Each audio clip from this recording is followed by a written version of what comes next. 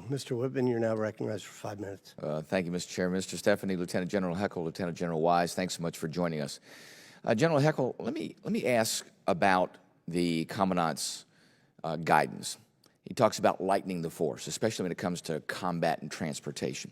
He also talks about it being theater agnostic to make sure we can operate in the Indo-PACOM, but also have the ability to cross over into the European theater. Wherever we're needed is to make sure that lightening the force is able to do that.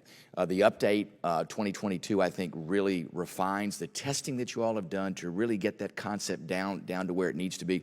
Can you give us a little more insight about that whole concept of lightening the force, where you are with the testing of this, with Marines in the field, figuring this out, and where you are today? I know you've made a number of adjustments with the size of battalions, the number of MV-22s, the number of artillery pieces. Can you tell us a little bit about how you have that in the Commandant's planning guidance and how that really allows you to achieve the National Defense Strategy?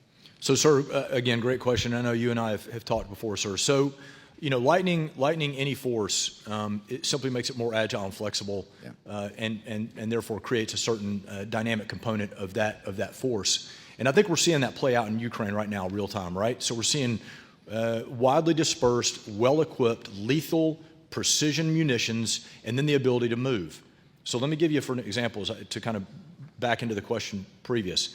We have demonstrated multiple times how we can load Nemesis on the KC-130, land, and remember, a KC-130 doesn't necessarily require an airfield, right? It can land in austere environments.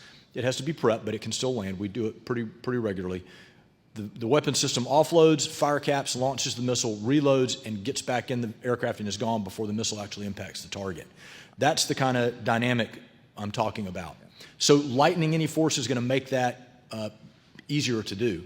And I will also say that with the ubiquity of sensors right now, particularly in the Indo-Pacific, if you can be seen and you're a worthy target, meaning the cost of position and am I going to expend an expensive weapon system, you can be hit. And that is where we're getting after signature management in all ways. And it's kind of back to the future a little bit, right? We're doing camo netting. We now have companies that we are on contract with that have netting that can go over vehicles as well as people that reduce and eliminate IR signature, eliminate visual. It's pretty impressive. So that technology is advanced as well. So the lighter the better from every perspective. The lighter means less sustainment.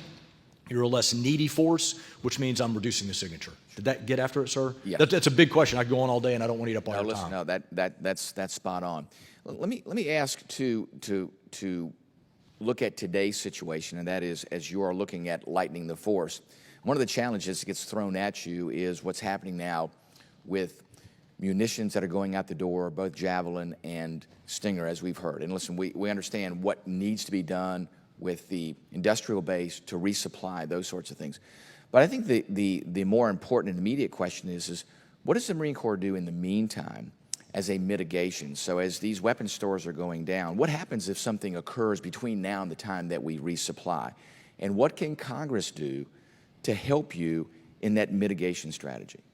Well, sir, I think, and Mr. Stephanie may have something to say here. I'm not super familiar with how the industrial base is postured and what capability, you know, like in World War II, rolling 16 B-17s off the line a day, Boeing did. But I will simply say there are ways to mitigate risk.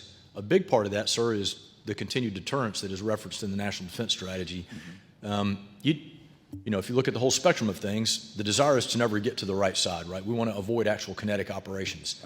The threshold of violence may be breached every now and then as we compete and we deter, but the point is to deter, to avoid getting to a situation where the levels of our stores are a concern, right? So for a Marine, that means being forward, being present with our allies and partners. And I think, quite frankly, sir, there's a lot of strength in our allies and partners who utilize similar weapon systems, and I think we need to play to that advantages too. Sir, I don't know if you have any comments about industrial base. Stephanie? No, I would just add that the Marine Corps has not reached a place where they cannot support the forward deployed Marines, right? We haven't got there, and we will certainly talk, the Commandant, I'm sure, will come and talk to you before we get to that place. So it's not like we've given away all of our missiles, right? We still have plenty of them for the forward deployed Marines. And sir, as you know, we track very carefully and closely the training status of our units because those same weapon systems have to be used.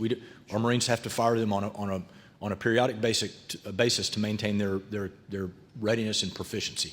That's great. Thanks. Listen, I think it's incredibly important for us to know well ahead of time because, as you know, the ability to resupply right now has atrophied, and that's a risk in and of itself. So, thank you, Mr. Chairman. You're back.